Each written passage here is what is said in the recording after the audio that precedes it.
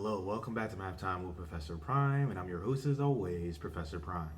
And today we're going to talk about math in Greece, with Greece spelled Gris for context. So, when it comes to Greece, it's an absolutely beautiful, surreal experience and a gorgeous, wonderful game. And so, what I'm going to do in this video is I'm going to tell you the premise and I'm going to tell you the mechanics, and I'm also going to tell you about my experience with said game. And as I do so, I'm going to talk to you about how math is absolutely essential in this game, this very beautiful, amazing game that is clearly very much art, right? Because here's the thing, right? Gaming is art, no matter how you cut it. And I feel like in a title like this, I feel like it's harder for people to argue. And what the cool part is, when I see a game like this, I get excited because you don't always see this sort of thing in mainstream gaming, which is a shame. Like, you don't see a lot of chances like that. And that's a whole nother conversation for another day. But I get excited partially because of how just like beautiful and different it is, but also because there's a lot of math and art in Greece, and I think that's cool because one of the weirdest things that humanity has tried to do, and I can't emphasize that enough, tried to do, is divorce math and art. But you can't divorce those two. They go hand in hand. And with Greece, it's just like this beautiful intersection of those things. And so, without further ado, let's get into it. So, with Greece, you play as a girl that is named Gris. So it's not only the title of the name. I'm sorry, Greece is not only the title of the game. It is the name of the main character. Really, arguably the only character. And so, in any case, you play as Gris as she navigates her own world and deals with a very painful experience. You don't necessarily know what that painful experience is off the bat, but you do find out through gameplay. And so, as you progress, her grief, her sorrow is manifested in the form of a dress. And as she progresses her world, she gets new abilities through the dress. So she's exploring her grief. She's exploring this world that has been shaped by her grief, and she's getting tools while she does this. And there's just so many cool things that happens along the way, and it's beautiful. It's surreal. It's trippy. It's serene.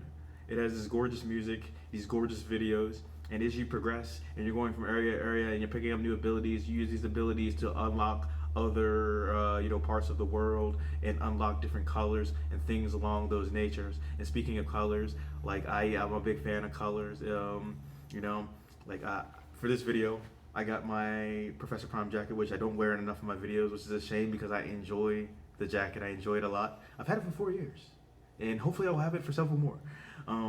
Got a lot of colors going on behind me. Got some colors here with my tea, green glass, and I don't know how well you can see it, but the liquid, or the tea is blue. It's kind of hard to see, but the reason why it's like blue / purplish is because even though it's green tea, I put blueberries in it, and so it kind of dyed it. So, and it's excellent. So anyway, when it comes to Greece, right? I've been mentioning math, and that comes in many forms. So as you progress as you progress the game, there's a lot of geometry in this game. Like, you see it on different platforms. You see it in the stars. You see it all over the place. So you got all these different shapes and all these different lines. And with your dress, you get different abilities where, you're changing shape. You have one ability that weighs you down with the dress. So that it becomes a cube. So there's math not only in that ability to shapeshift into a cube, but also to change the weight of Gris. And that's cool.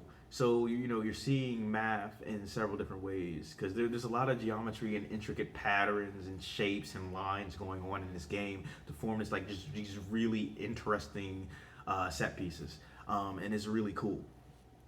And the thing is, it's this it's an adventure game. It's also a platformer, so there's a lot of math that goes into keeping an idea of where you're at, so you can time your jumps. So there's math in the timing of the jumps. There's math in the length of Gris, in the length of whatever platform you're trying to get to, because you want to keep track of things horizontally and vertically. So there's math in that.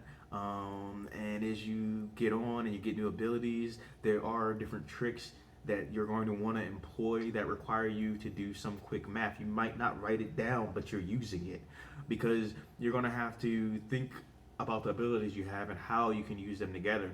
And like I said, some of the abilities are allowing you to change shape. They're allowing you to work with different timing, and you're using this to navigate this world. And with the world itself, it plays around with scaling and proportion, because you're going from point A to point B, and you're going up and you're going down, and so it's keeping you in frame, but you might get a different perspective.